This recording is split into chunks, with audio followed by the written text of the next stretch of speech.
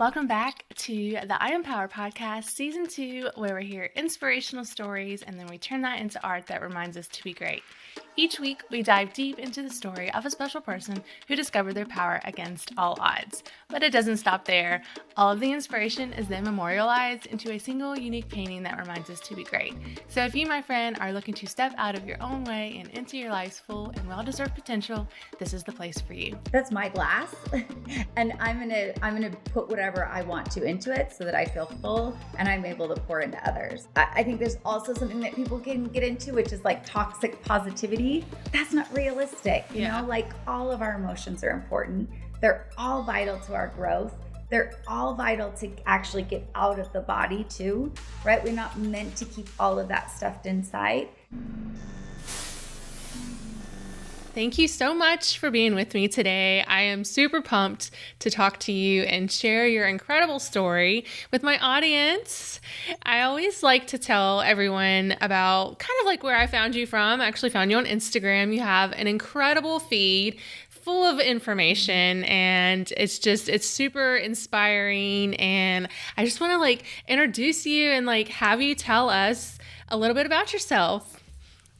Well, thank you so much. You know, I'm so glad that that's the feeling you got from my Instagram. I made a really conscious decision when I first started it that this is only a place to help others feel better about themselves, improve their quality of life, and that is just the end all goal for that. So, thank you for that. Yes. I'm Sarah Foley, and I go by Vertical Blonde. I have my hands in a few different pots, if you will. It all started with a program called Disability Icon, which is a life and fitness program specifically for female wheelchair users to get fit, to feel better about themselves, build confidence. And then what magically transpired from that was all the additional business growth, starting to do additional workshops for people with or without disabilities. Awesome. Just no longer having that barrier of, overcoming your different traumas and utilizing your circumstances to your benefit. And now doing keynote speaking as well. So I'm definitely busy, but I never feel drained. It's all right in line with just things that fill me up. So, oh my goodness. Yes. I was going to say, like, when you guys hop on her Instagram, you're going to see this girl is doing so much. And I mean, it's just amazing. And what you're doing, like, it just like warms my heart to see. We're here with the podcast. We're always about empowering women, empowering those who have experienced trauma or, tough situations in their life to just let us like not feel like we're alone. And seeing somebody like you who has went through trauma and are coming out on top and just doing incredible things, like it's really just goes to say that like anything's possible if you just like put your heart into it. So yeah. So totally. You teach, like I was looking through your website and I could see that like you teach fitness. One of the things that sparked my attention was, and I think what kind of like sparked your growth initially, if I'm reading that correctly, is that, you went through this transformation after your injury and everyone's like, how did you do that? Teach me. Totally. Yeah. Yeah. So I guess to back up even further, in 2012, I was in an accident that left me paralyzed from about the chest down. And there was, and we'll probably get into deeper the story later in this interview, but there was a period there where it was just denial and depression and all the things that come after trauma. And there was a moment when I just made a decision that I'm going to start focusing on my health. And I'm going to start focusing on feeling better in my own skin, getting a personal trainer. And then during that time, I was also embarking on really beautiful therapy called internal family system therapy. So it's called IFS, it's called parts work. And so I was doing sort of this life and emotions and mental and physical overhaul all at once. Wow. And that's really what sparked everything. And I think that, when people are looking for like their purpose in life and all those things, it always comes from our process of overcoming what had the potential to disable us, right? Yeah. And yeah, from that, I just got message after message after message from female wheelchair users, primarily saying, how do you lose the wheelchair tummy? Because it's hard. You can't flex your abs anymore. How do you get rid of it? How do you get it toned and tightened? And so that's what brings them in. But then we go really deep, really quick, right? Like we get to their soul, we get to their healing. I love it. We get to the connection and their growth and all the good things. So, yeah, that's amazing. I think it's wonderful that you are, turning a situation that you went through, a traumatic situation, and just, like changing. Not only did you change your life, you're changing so many other people's lives. You're helping them change their own life in essence. Of, good distinction. Yeah. Absolutely. So, it's go ahead. What really got me curious after, I got hurt was I just really started embarking on what makes someone go left versus right? Like they're at a crossroads. And I just got really curious of, you see people that are playing the victim and using their circumstances as the ultimate excuse and not moving forward in their life and all these things. And then you see these other people that are like, for whatever reason, now I'm actually grateful it all happened. Yeah. Right. And that's the place I've gotten to. But I got curious what makes people go one way from another. I'm glad that you brought that up because that is a curious thing. I speak to a lot of people who have went through trauma, and again, we try to highlight the rise up and like finding their power through their circumstances. And there are a lot of people that say that if I wouldn't have went through what I went through, even though it was terrible, when I look, in the moment, I thought like the world was over. And then, they look at that situation and they're like, I probably wouldn't be who I am today had I not gone through that. And so, and I love that, the optimistic look of that. And, I guess that whole looking at the glass half full or half empty and just, I guess, I don't know what I'm trying to say. Or realizing that you can fill up your own glass. Yeah. Right? You know, not just saying it's one way or the other, but saying that's my glass and I'm going to put whatever I want to into it so that I feel full and I'm able to pour into others. Yes. And I think that, it's so, I think there's also something that people can get into, which is like toxic positivity, where they're like, everything's great. I'm super happy. And that's not realistic. Like all of our emotions are important. They're all vital to our growth. They're all vital to actually get out of the body too, right? We're not meant to keep all of that stuffed inside. So when you can get to that place, I'll never forget the day my therapist, she had said, she's like, you've really reached a level of post-traumatic growth where you have now seen the trauma, you've come out of it, and you are so grateful for the growth. And it's like the other people had said, it's totally made me who I am. Yeah, that's beautiful. Like, and to hear that, I'm sure just makes you realize that like you're doing good. You're doing so good. So I'm curious. I know that a lot of my listeners are new to you. And so if you don't mind sharing your story, I know I look back and I read a little bit about it, but we're always interested to find out like what happened and then how you are where you are today. It's so funny. People ask that and immediately my head goes to what part? Oh my gosh. There's so many parts to the story. Yeah. But I guess, the big question is how did you end up in the wheelchair? Yeah. And back in 2012, I had just gotten out of a bad relationship. I was having a great time, met a new guy, and we were just in that early stages of dating, having a great time. And he was very adventurous. So we were always going on trips and adventures and all kinds of new things. And before that, I was not adventurous. So my adventure was like laying out at the pool. Yeah. So every weekend it was kind of like something new, something different.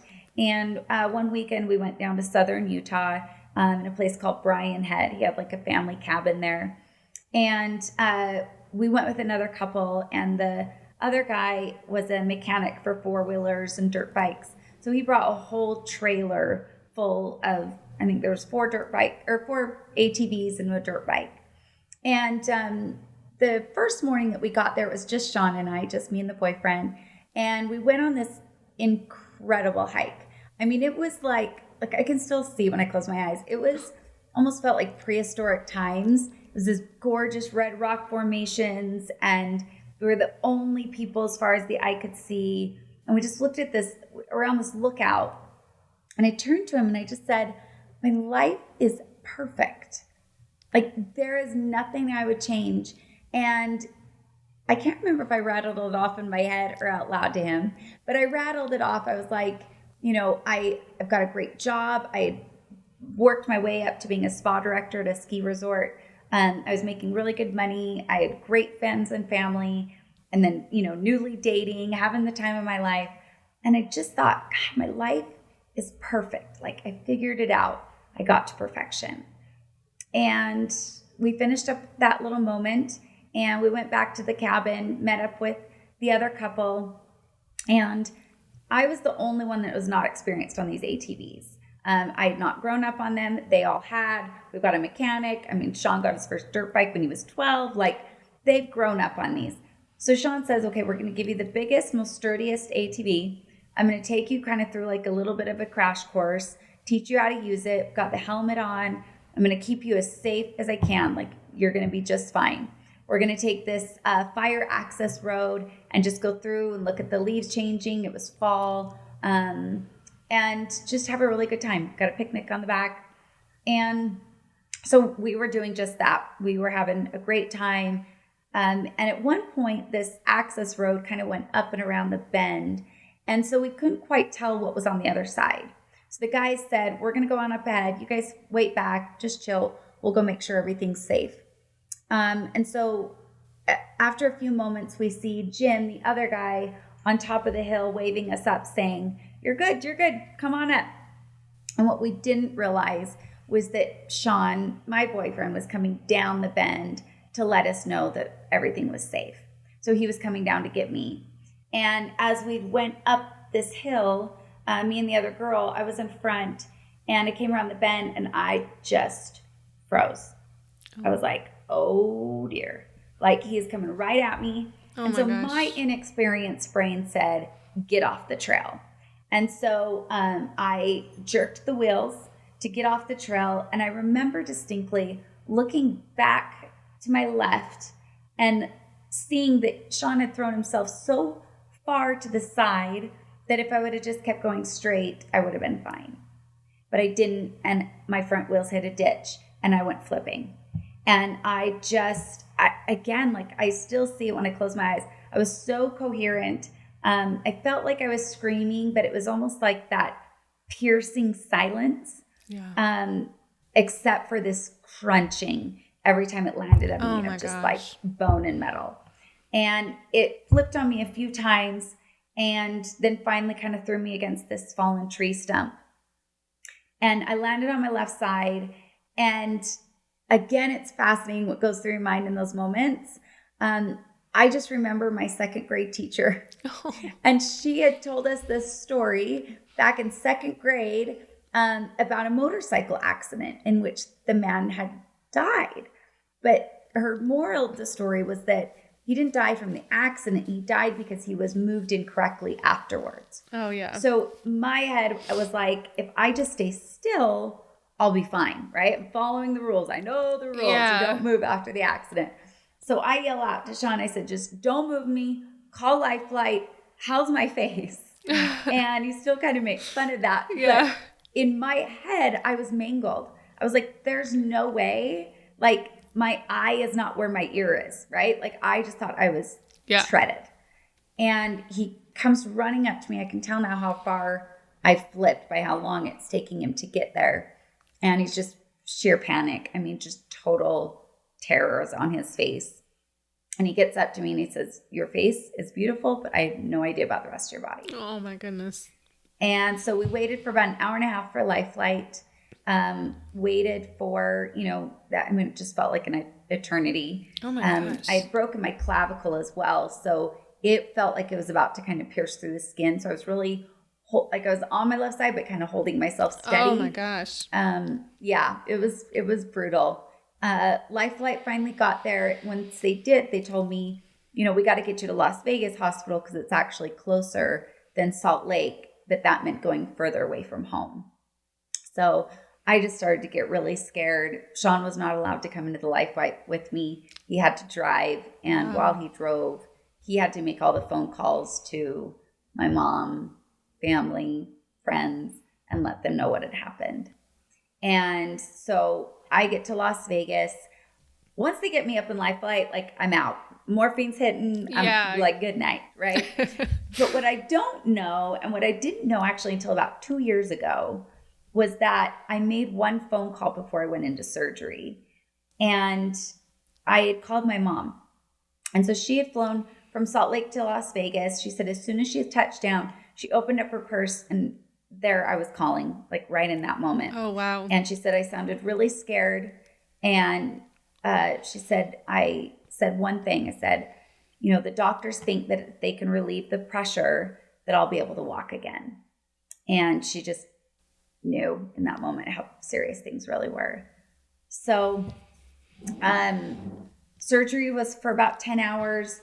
Finally woke up and just terror. I woke up, I had a waiting room full of my mom, my stepdad, my brother, my aunt, uncle, cousins, grandpa, 3 girlfriends from 3 different states. But when I woke up, I was alone. Like I was the only one in the room, and I was just like screaming, kind of panicking. And the nurse comes in. She's like, just breathe. Got a waiting room of people that have been waiting for you. So I kind of came in one by one. And the one that really stood out, that this is why I know I didn't stay in that place. And she came up and gave me a hug, and I just kind of cracked into her ear. I just said, why? And she pulled back and she looked straight in my eyes so sternly and with so much confidence. And she just said, don't you ever ask why. It's going to eat you alive trying to get that answer. And that answer is only going to come when it's supposed to. So it's like, you just don't ask why. And I didn't. I just made that decision. We are who we are and where we are because of the decisions we've made. Whether they're conscious or unconscious decisions, they're still decisions. So I made that decision very, very quickly of, we're listening to Aunt Stacy. We are not going to ask why. So kind of fast forward through the rest in Las Vegas Hospital for about 3 weeks. Then they transferred me over to Craig Hospital in Colorado, where I would do my inpatient therapy. This is where Christopher Reeve went, Superman. So me and the family figured that was the best place. So went in there, and, they teach you all the things of how to go to the bathroom now, how to transfer in your wheelchair, how to drive. Like, they teach you all the physical things, but what they don't teach you, and what doesn't get nearly enough focus, is the emotional trauma that it gets stored and impacted right in that moment of impact. Yeah. Right. The majority of the people there at Craig had just gotten into an accident of some sort, right? People falling off roofs. There are people, fascinating amount of people that dove into shallow water and cracked their neck. I've heard that. That blew me away. Yeah. How many. I was like, don't we learn that really early on? Yeah, it's like on every swimming pool. Yes, exactly. Yeah. But, lakes and so forth, I was actually flabbergasted how many. And those are all neck injuries, right? Like that is, you lose your hand function. Yeah. They're real high injuries. But car accidents, some ATVs, things like that. So, but with that moment of impact also impacts that trauma within our body. And that, getting that out and processing that, I feel like just needs so much more attention. So much more attention. Most definitely. Oh my God. I've heard that. Like, I just want to jump in really quick and highlight that, because I had never even heard of trauma the body holding trauma until I started this project. And once I start talking to, like a variety of people, and everyone says that. And I used, like, when I first started the project, I'm like, what is this? Like, people don't talk about that and how the body holds trauma. And this is physical, emotional, like this is all trauma. And a lot of times it can cause issues in other parts of our body. And if we don't release those traumas, it's just not good. So I just wanted to highlight that. Yeah. There's a great book called The Body Keeps the Score, which really goes into depth of how it does that and why it does that and how to get it processed. So yeah, it's fascinating. And like you were saying, it might not even be something like this. It could be, emotional trauma of abuse, maybe from a parent, or, it could be stored in so many different things. But yeah, our body definitely holds on to it. And I'm a firm believer that I think that's the majority of where our illnesses come from. Yeah. I mean, I hate to say it, but I think it's crap that's getting packed in there, and especially us as women, we're taught to like keep a smile on our face and be perfect and do perfect and all this stuff. And feelings are bad and all that stuff. So being able to process that now, me as a mom, I've got a little 6-year-old boy, and, when he's feeling things, I'm like, get it out. Like, don't let that stay in your body. So if it's crying, if it's whatever, like, get it out. Yeah. Let it process. Most definitely. So the journey for healing, you were saying that you were around a lot of different people with a lot of different injuries. What did that look like when you were there? That was hard. I had a lot of guilt, to be honest, because I had a revolving door of family and friends. Yeah. They literally set up a calendar so that I was never alone. When one was leaving, another one was tapping in. And I saw so many that didn't have anyone there, that were there all alone. That, just if you pass by their room, they're just sitting in the same spot watching TV. Yeah. Or maybe they had one friend that was kind of with them the whole time. But I had a variety. And, my girlfriends would always bring me like cute Victoria's Secret workout wear. And I mean, like, people are like, who is this girl and her crew? Like, what's happening? We're not used to this. Yeah. But I had a lot of guilt. And I guess I still do now as I say it out loud, that I never thought I wouldn't walk out of the hospital. It never crossed my mind that I would not walk out, that my body would wake up. Yeah. And so I didn't take the time to get to know anyone in the hospital. On another note, I was the only girl on my floor. It was all guys. And so I also didn't want to connect with them. Right. I was like, I don't have anything to connect about. And, again, like, nothing against Craig Hospital, but I think they could be better. Right. And a lot of things, it's like, okay, you're injured, but you could still do so many things. And it's like, well, what can I do? You can play sports. I'm not sporty. What else can I do? You can ride bikes. Not interesting. What else you got for me? Right. And then the other was like, if you didn't do sports, then you could paint. And I'm like, I'm furthest thing from artistic. You, incredible. Like, you had a great time. I am not. So I'm like, I felt like there wasn't a place for me, right. And so that feeling of not feeling like I belonged has actually been a driving factor this entire time, because I didn't feel like I belonged at the hospital, yet I belonged with my family and friends. And when I look back, I actually had a lot of really good memories from the hospital times. I was everybody's biggest priority, right? Yeah. But then I got home and everyone went back to their old lives. And I didn't have anything to go back to. Everything was different. I had to do everything different. I didn't have a car yet that had the hand controls. I was living like a 15-year-old waiting for a license. And, and I dreaded getting up every day. The only thing that would get me out of bed was The Price is Right, which is silly, but it was on at 11 a.m. And I was like, okay, if I can just like get out of bed, get my medical stuff done. But it was doing that medical stuff. So I would wake up, and before I could go to the other room for Price is Right, I had to do like my hour-and-a-half bowel routine where you have to do certain things to make yourself go to the bathroom. Right. And so I was sitting on the toilet for like hour and a half, and I would just constantly think, how hard would I have to throw my head on the ground to crack my head open and die?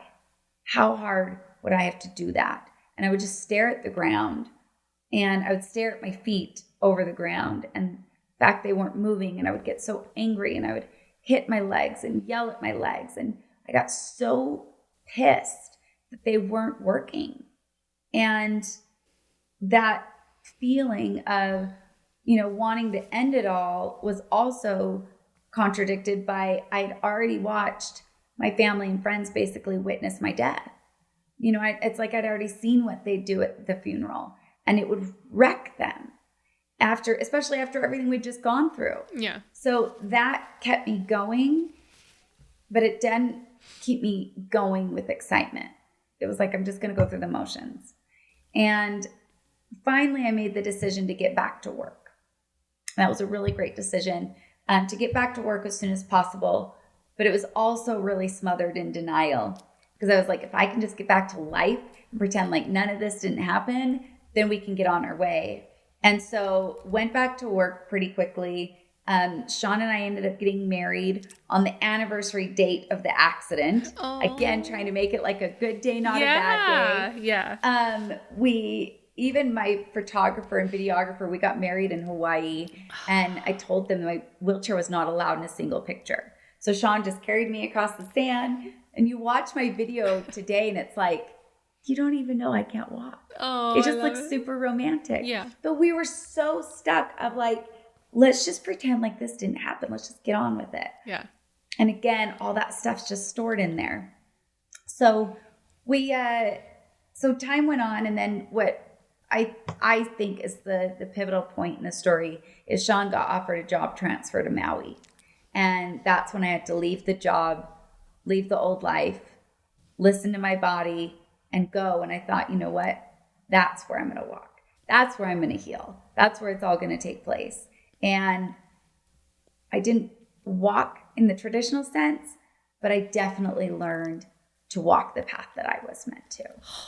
And I started to really relieve those pressures of the traumas, pressures of the shoulds, pressures of the guilts, pressures of all of that, and just started to say, how can I enjoy my life now with what I've got? And so going through all those therapies, and then starting the personal trainer and starting to dive into fitness, and actually getting to a place of really loving and appreciating and taking care of my body, going from hitting my legs to, having great meditations in which I feel my whole body's connected, and doing all those beautiful things. And so that was really big in my own story. And then realizing that other people were really craving this too. Other women, especially the women that are like, I don't do sports, I don't paint, I need a place in this world, right? Like they just felt like they didn't belong. So that is my driving force, is to help people, especially women, feel connected so that they can go on and pursue their dreams. Because I started this fitness program out of the need, right? Out of these women writing me and saying, how did you do it? And I'm like, me and my personal trainer are like, we got to start a business. Like, I guess this is what we're supposed to do. Yeah. But I would always tell them, like, this is not just fitness. You're changing your mindset. You're changing how you show up in this world.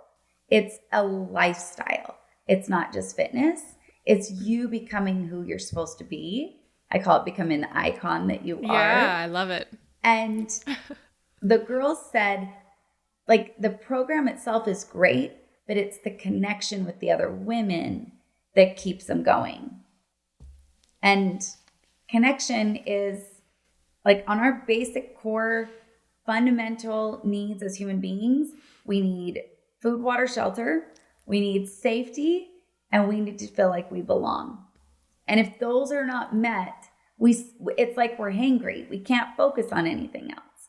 So that's been my driver, is to help that connection piece. Oh my gosh, Sarah, you have such a beautiful story. I just want to say that. Like, I know some of you guys that are listening are choosing to listen and not visually see this, but I'm over here. I'm just like overcome with emotion because I'm putting myself in your shoes and realizing like the beauty that has come out of this it's just, oh my gosh, like I don't have any words for it. It's pretty cool. And I'm always so taken back when people feel it as much as you do. So it's a beautiful thing to watch. God. Like my eyes are sweating, guys. But my eyes are sweating. Yeah. But I did have a few, as you were telling me your story, I had a few questions. I was trying to like note them down so that we could circle back to them. Oh my gosh. You married your boyfriend that was with you. I just want to say that that's amazing. First of all, like that's beautiful. And you have a son, right?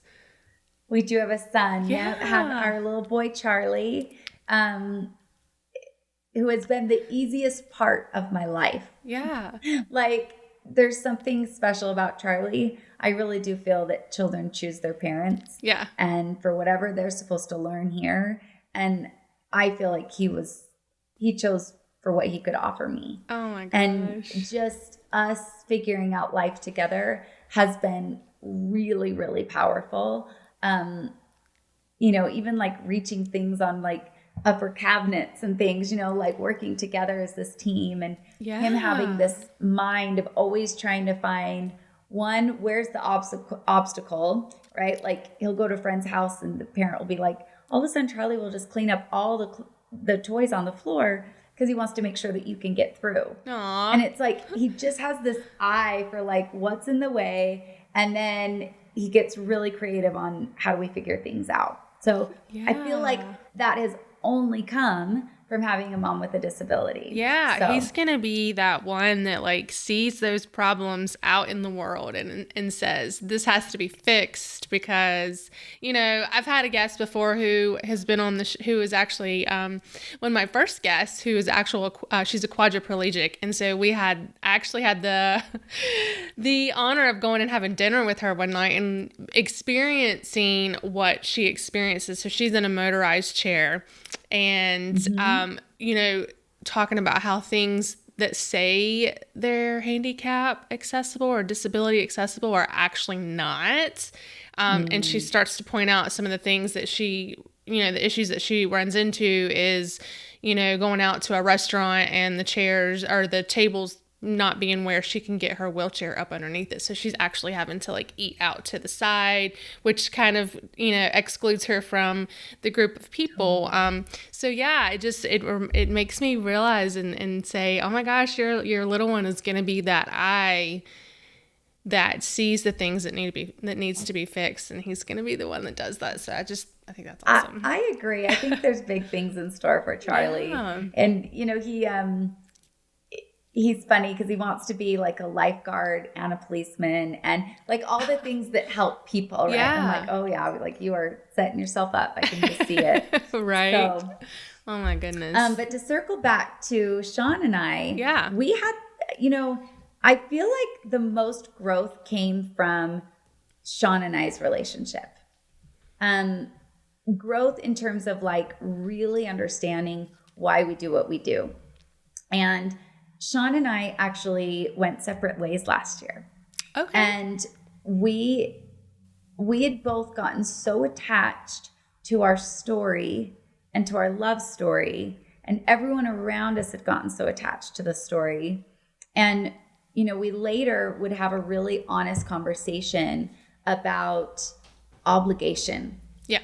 And what we do out of obligation versus what is right. And, getting married 2 years after the accident, when I was still in such a place of just not knowing what's up from down and still in that depression and, still without processing that emotion, you can do a lot to avoid. having to deal with that, right? Right. We just tried to avoid. But there was also an obligation there of like, there's no way I could ever leave this man. He stayed with me through all of that. And then he's on the other side saying, there's no way I could leave this girl. Right. He, for one, feels very responsible for the accident. And on top of that, you know, he's like, I couldn't leave you. He's like, your friends and family would have my head on a platter. Yeah. Like, there's no way. Right. So we both sort of went into this with this unspoken contract through obligation.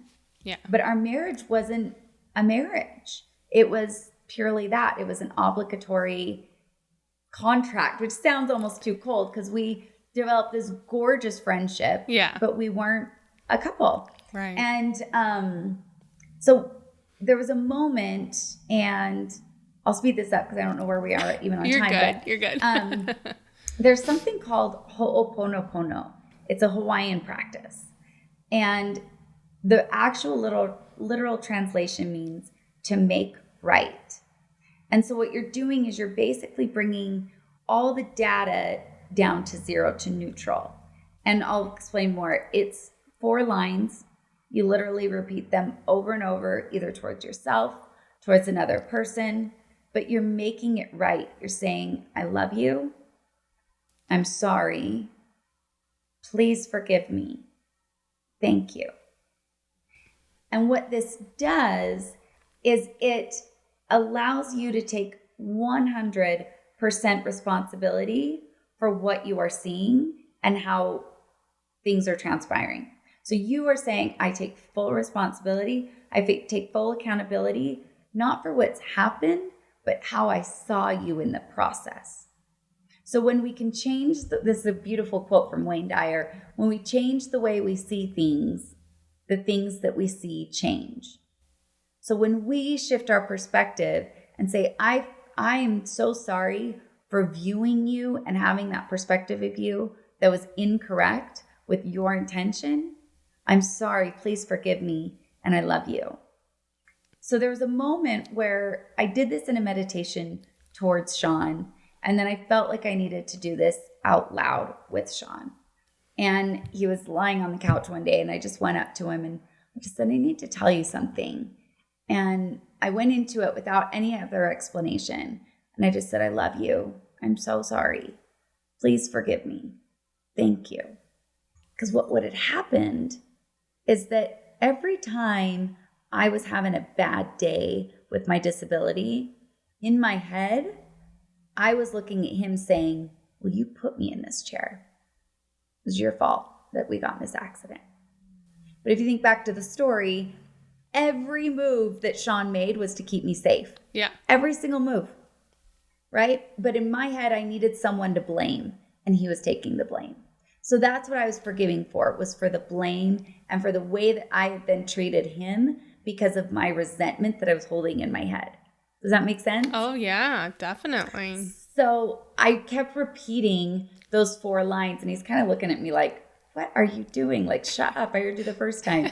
But I was like, no, you really need to hear this. Yeah. And it was like I kind of reached like into my soul so I could like speak to his soul through mine. And I just kept repeating it. And I kept getting more and more serious and dropping in. And at one point, I hold him and I start to hug him and just press my heart to his as I keep saying it in his ears. And his shoulders just like collapse. And he starts sobbing, just sobbing. And we just hold each other like that for a while. And he finally pulls away and he's like, you had no idea how much I needed to hear that. Aww. The resentment that he was holding towards himself was also causing him to do things that weren't true to himself, right? And I was doing the same in the way I was treating him. And it's just a roller coaster from there. But now we've gone separate ways, and one of my best friends, we've been through hell and back together. There's no way we're not going to have a relationship. But we could then be really honest that we weren't in the relationship for the right reasons. I think that's incredible that you guys, that you are where you are with this. I think that it's an important thing that people need to hear, that circumstances shouldn't put you into a relationship, and that you guys can grow and still love each other and still have, like you said, that friendship and connection that you will have for the rest of your lives. And, and then move forward and see what the future holds for you. I think it's amazing. Thank you for sharing that with me. Absolutely. I think it's, out of everything in my story, I feel like that was the most transformational. Absolutely. Because it showed me what happens when we truly change the way that we see people and see things. Yeah. Everything changes. And we talk Changed about my whole life. Absolutely. We talk about mindset a lot on the podcast, and how important it is to be in a positive, mindset, even though it's hard. And, we're not going to pretend like it's not. I can't even begin to imagine the strength that it took to be where you are today. So, when you first you're not witness, but when you first were in the moment of your injury, how long did it take for you to start feeling like you've got to start making a change? What was the years for that? I'd say a solid 4 years. Yeah. I'd say a solid 4 years. And the reason why it took so long was that everyone kept telling me that I was such an inspiration. Yeah. And oh my gosh, how I couldn't imagine going through what you went through. And again, I did a lot out of obligation. So I stayed really happy and really positive, purely out of obligation.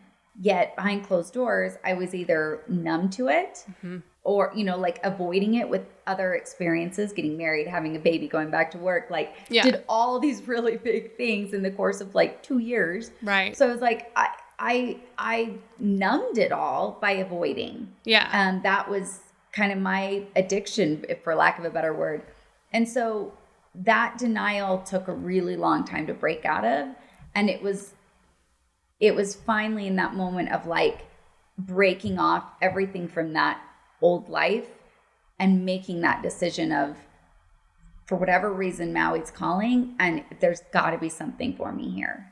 Yeah. And I think that when we can open ourselves up to the things that come our way, a question that I ask myself all day, every day is, how is this serving me? And when you change the question you ask yourself over and over, it changes the answer, right? Yeah. When you say, why does this always happen to me? Well, then your brain's going to give you this reason. You're too old, you're too young, you're too this, you're too that. You're going to, all those limiting beliefs. But when you say, how is this serving me? Immediately your mind's going to find every positive. It's going to find every opportunity, everything that's come from it, and say, well, how is that horrible relationship serving me, right? Like the old one I had before Sean, how did that serve me? Yeah. Well, show me exactly what I didn't want in a relationship. It offered you all these things, gave you life experiences, helped you stand on your own 2 feet, have a voice, all those things. So I just think that so often it's the questions that we're asking ourselves. That's where mindset comes from, because that's going to redirect our focus. So that when my Aunt Stacy said, don't ask why, she really set me up to change the question I was asking myself. It took me a while to figure it out. I really wish I had me as a friend back then. Right. I really wish I knew me. Right? Or somebody that good mindset stuff. Yeah. But it took me a while to find these people, right? Now I feel like it's everywhere, and it's only things I talk about. But I think that it just goes back to you make a distinct decision to ask a different question. And absolutely, our brain is wired to figure things out. Our brain is wired for logic. Unfortunately, we use our brains without even realizing it to talk ourselves out of things instead of figure out how we want to do the things we want to do. So if we can tap into ourselves, in Hawaiian, they call that your na'au, your inner knowing. The translation is the unification of heart and mind. And it lies right underneath our sternum here, where your solar plexus is. That's your na'au, that's your knowing. And when you can tap into that and quiet the mind and listen to your soul speak, then you use your mind and say, okay, now we got to figure out the logical steps to make this all happen. But what we want to do is sitting lower in our body. Wow. That's fantastic advice. I love it. It's beautiful. So, I've heard people who have been through traumatic injuries say that. You mentioned when people tell you that you're an inspiration. I've actually talked to people that don't like for people to use that, to say that to them, that you're an inspiration. And I think, people who have never been through anything like that, like that's our first thing that we want to say to people, but you think that's damaging, right? Well, I think you just need to decide why you're saying it. Okay. If you're saying it because they got out of the house and put their own shoes on and went to dinner and they're just out in public and you're like, wow, you're so inspiring. I would never say that to somebody that didn't have a disability. It's right. like, I'm just out here. I'm just here. Yeah. But when someone says, oh my gosh, you went through that, you became a keynote speaker, you started a program, you're helping other people, that's inspiring. Yeah. So when they say like, you're so inspiring, I want to make sure they're telling me for the right reasons. And usually they'll say, you did this. Oh my gosh, that inspired me so much. Awesome. Yeah. I want to inspire the crap out of people. Yeah. But I don't want to inspire them just by putting my shoes on. Right. Because it's kind of like highlighting. That's not our focus. Yeah. And it's kind of like highlighting the injury, which is not who you are. It's just happens to be a situation that you went through. I held a retreat for some of the women in my program a couple of years ago, and we filmed it all, and I had a director there, and he was doing like kind of final thought interviews with each girl. And he came up to me afterwards. He's like, what was really interesting? He said, they all said the same thing in their own words. He said, they all said, I want to be seen for the woman I am and not the chair I'm in. Yes. And so that's what it means to really look at the woman. Is she inspiring? Don't pay any attention to how she got there. Right. Or what she's sitting on.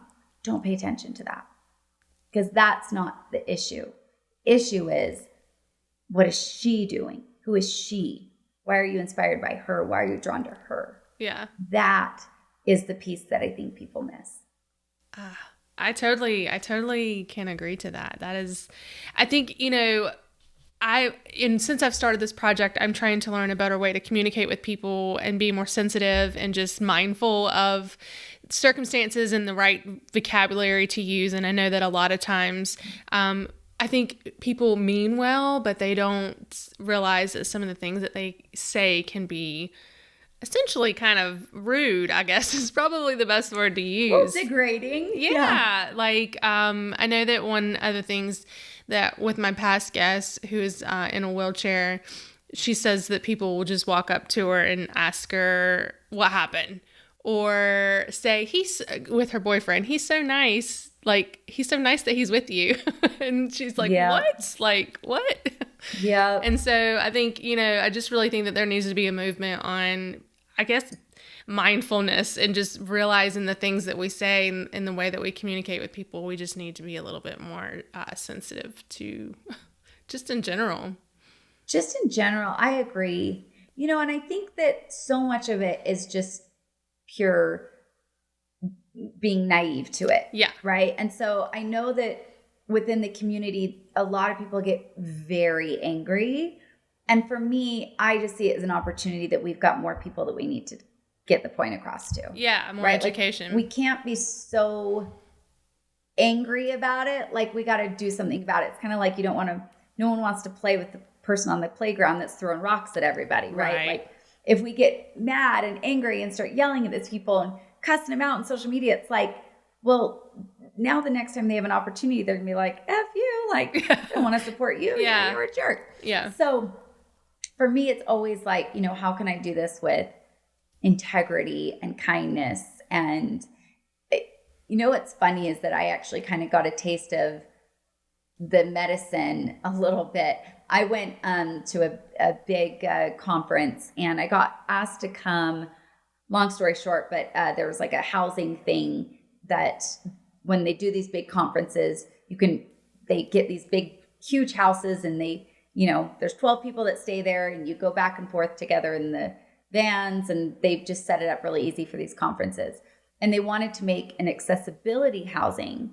And so they asked me to come to basically tell them everything that is wrong with the house, every way that I need help, so that it could open up for more people.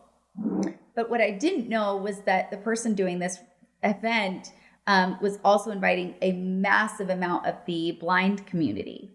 And so my accessible housing, I was the only one in a wheelchair, but the only one with vision. Oh my gosh. And so my entire house was full of people that could not see. And this was my first experience with more than one. I didn't have any friends in this community. Like, it was very new to me. Yeah. And so I watched all of them with such fascination. They walked into the house. They immediately went, and they basically went around the entire border of the house with their vision sticks. And they went and they tapped. They figured out where everything was. They knew where the bathroom was. So they create like a map in their mind of where they are. Wow. And I was like jaw on the floor. I'm like, this is the most fascinating thing. The one girl's getting, she's putting her makeup on. Another one's cooking. I'm going, this is amazing. Yeah. And there it was. I did it. She's just cooking. Yeah. She's just putting her makeup on. They're just getting dressed. Right. And I was like, oh man, there it is. Yeah. There it is. I was so inspired by these people, these beautiful people. And there it was. I did it. I wasn't seeing them. And that hit me about halfway through the conference, actually. And so after that was like, okay, Sarah, make a conscious decision. You see the person, you get to know these people, you hear their stories, like all of that. But I think what it did is it gave me more compassion for people that say it to me. Yeah. Like, I get it. Yeah. I get it. Oh, yeah. I love that. Thank you for putting that into perspective for me, because I'm over here doing the same, like, you're pumping me up. I'm like, oh my gosh, that's so amazing. Then I'm like, oh my gosh. Yes, I did it too. We totally do it. We don't even realize we're doing it. So I think, yes, we need to be more mindful of what we say, but we also need to be mindful when people say that to us, and be, just have a little bit more kindness and compassion for both sides of the story. Yeah. And, it's like that saying, I don't know if anybody in particularly has said it, but just the fact that you are acknowledging it and you want to do better, like that's the important thing, is that you realize that you want to be better, you want to do better, you want to, talk to, just in general, like the fact that you acknowledge it, you're already doing a good job. Thank you. So I'm trying. Yeah, no, like that's how, that's how change is made, and I just think it's amazing. Oh my gosh. So I do have a few questions that I wanted to ask you that I like to ask all of my guests. So if you don't mind, we'll jump right into that. So what would be the best piece of advice that anybody has ever given you? Well, I mean, definitely that don't ask why. I think that really going into that question, it created such direction. I'm trying to think if there's anything else, but that is literally the only one that comes to mind right now. Yeah. It was so important to my story and my life. It's great advice for anybody too. I think that's one of the things that anytime we experience anything difficult, any kind of traumas, any kind of accidents, we always want to ask, why us? If we lose a loved one or anything like that. And I think we just need to realize that, like, that's not the important part, like you said. Totally. I'll say one other thing that just popped into my mind, which I kind of turned into a prayer that I say quite often. My therapist gave me part of it, and then I finished it. So she gave me the part of, thank you for the seemingly good and the seemingly bad. We never know what is it how we never know what is how it seems, right? And so I put it into a prayer and I just say, dear God, thank you for the seemingly good and the seemingly bad, because in this moment, I do not know the difference. Oh. So we will not know what is bad or good until a little bit later on. Yeah, I love that. That's beautiful. Oh my gosh. You're just full of so much like knowledge and great things. I just want to give you air high fives for all that. Yeah. Oh my gosh. What is the best piece of advice that you would give a younger version of yourself who is in the thick of struggle if you had just a few moments with them? Oh God, I think about if I could do that so much. Like I said earlier, I wish I had me. Yeah. And I think that's probably what I would say to her if I got to meet her and I could imagine how she'd look at me and what I'd done with it all. And I would just say, this is you. It's already inside of you. You already have what it takes. You'll be figuring this out. You'll be figuring out who you are. And this is you. And you're going to be really proud of who you are. I love that. Yes. Like just wait until you see who you are. Yeah. That's beautiful. Oh my gosh. My last question that I like to ask is, we like to talk about stepping into our own power and not thinking of that as a bad thing. How do you think of, or how would you describe the type of power that you have to try to step into every day? Well, I have a secret weapon that I use, and it is vertical blonde. It is sort of this, I call it my iconic identity. And, us as people, Sarah has collected a lot of limiting beliefs over the years, right? She's collected a lot of lies. She's collected a lot of perspectives, a lot of experiences, a lot of hurts and traumas. But I sort of created vertical blonde, and I use her, which is me. It is who I am. But I've named her and I've given her these attributes that I know I look up to, that I know I embody when I can just let all those limits be put aside. And so, like when I go on stage to do a keynote, or when I speak, or even right now, like I really step into vertical blonde. And so it's like, how do I want to present? What do I want to get across? What is truly important? And doing that with confidence and grace and integrity and kindness and beauty, but at a very deep level of the beauty, finding the beauty everywhere. And I feel like that's always been my superpower. I could find beauty no matter what. I can now even find beauty in those really hard emotions. Oh my gosh, so beautiful. And you speak about vertical blonde. Again, I'm going to link all of your social media and your website, and because you guys have an app. Did I read that right?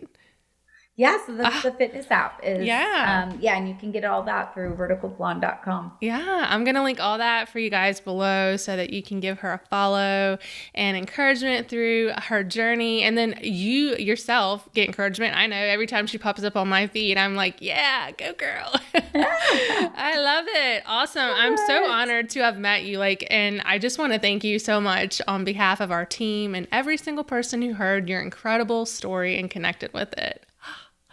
After the podcast. Thank you so much for this opportunity. Oh my gosh. I'm just, it's been awesome. I feel like I could talk to you forever, really and truly. After the podcast, I'm going to head straight to my easel and create a piece of art that represents what I personally felt and saw from your amazing story. And of course, if anyone's... That's my favorite part. Yeah, I love that you do that. I think it's the coolest thing ever. Yeah. Talk about you stepping into your power. Oh my gosh, yeah. That's power. It's all you guys. I'm doing it for you. And then, of course, my listeners, I just want to inspire them and make them realize that they are great too. But yeah, if anyone's interested in seeing that process, you can follow us on Instagram. Of course, I will link all that below for you guys. But thank you, Sarah, aka Vertical Blonde, for being with us today. Thank you guys so much for tuning in today. I want to thank my guests again for sharing their incredible story of transformation with us. I'm going to link their social medias below so that you can give them a follow. And of course, if you guys felt personally connected to the story and you would like to support the podcast by purchasing one of the limited edition prints that goes along with it, you can do so at my new website. It is iampower.club. And of course, don't forget to follow us on Instagram at iampowerclub. And lastly, don't forget to like and subscribe to this channel so that you don't miss next week's episode of I Am Power. We will see you then.